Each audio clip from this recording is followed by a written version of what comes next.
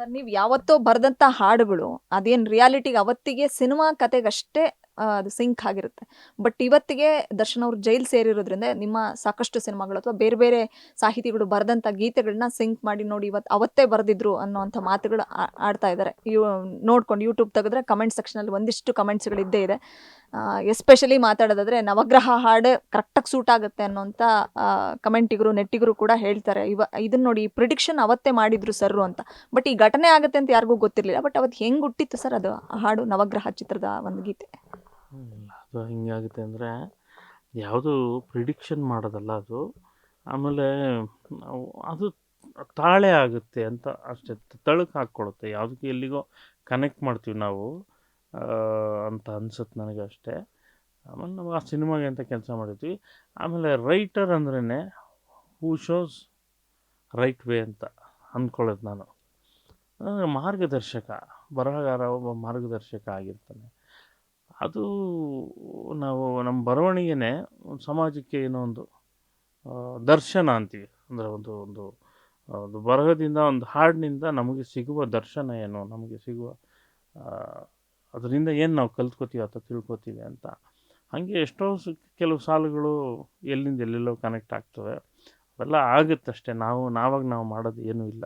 ನಮ್ಮಿಂದ ಬರೆಯಲ್ಪಡ್ತವೆ ಕೆಲವು ಹಾಡುಗಳು. ಸರ್ ನೆಕ್ಸ್ಟ್ ಇಯರ್ಗೆ ನೀವು ಕನ್ನಡ ಚಿತ್ರರಂಗಕ್ಕೆ ಬಂದು 25 ವರ್ಷ.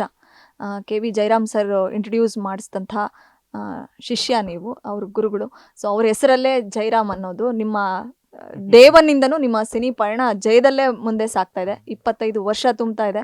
ಸೊ ಇದೊಂದು ದೊಡ್ಡ ಜರ್ನಿ, 2 ನಿಮಿಷದಲ್ಲಿ ಮಾತಾಡೋದಲ್ಲ. ಬಟ್ ಇಷ್ಟು ದೂರ ಬಹುದೂರ ಸಾಗಿದ್ದೀರಾ ಸರ್, ಏನು ಅನ್ಸುತ್ತೆ ಈ ಕ್ಷಣಕ್ಕೆ ಅಂತ?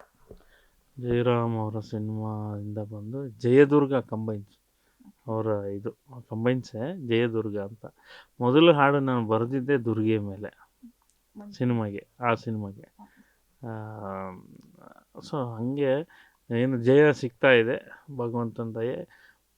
ಒಂದೇ, ನಾನು ಇಲ್ಲಿ ತನಕ, ಇವತ್ತಿನ ತನಕ ನಾನು ಇಷ್ಟು ಕೆಲಸ ಮಾಡಲಿಕ್ಕೆ ಮತ್ತು ನಾನು ಹೀಗಿರಲಿಕ್ಕೆ ಕಾರಣಕರ್ತರು ನನ್ನ ಸಿನಿಮಾ ನಿರ್ಮಾಪಕರುಗಳು, ನಿರ್ದೇಶಕರು, ತಂತ್ರಜ್ಞರು, ಸಂಗೀತ ನಿರ್ದೇಶಕರು, ಎಲ್ಲ ತಂತ್ರಜ್ಞರು, ಎಲ್ಲ ಸಿನಿಮಾಟೋಗ್ರಫರು, ಎಲ್ಲರೂ, theatre post and Sonu, theatre gate keeper ತನಕ ಇರುವ ಪ್ರತಿಯೊಬ್ಬರು ಕೂಡ ನಮ್ಮ ಬೆಳವಣಿಗೆಯಲ್ಲಿ ಎಲ್ಲೋ ಒಂದು ಪಾಲ್ದಾರರಾಗಿರ್ತಾರೆ.